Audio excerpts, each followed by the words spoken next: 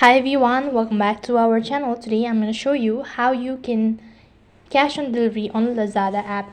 So in order to cash on delivery on Lazada app, first of all you need to log in, and you also need to select the product that you wish to buy. So once you've done selecting the product, that's going to take you to the cart page or the order or the summary page, where you need to go ahead and enter in all of the shipping details and all sort of things. And lastly, you'll be taken to the payment section, where you need to go ahead and select whether you want to do it cash on delivery or through a credit card, online, or whatsoever. So in our case, we are doing cash on delivery. So right at the bottom, you'll be able to find an option as cash on delivery. So click the option. Next page, you'll be able to see this kind of interface. So go ahead and select the one and click the place order button. As soon as you do that, you'll be receiving a confirmation. So all you need to do is just enter in the confirmation code, and then you'll be notified with a statement that the order has been successfully placed. That's basically how you can cash on delivery on Lazada app. That is all for this video.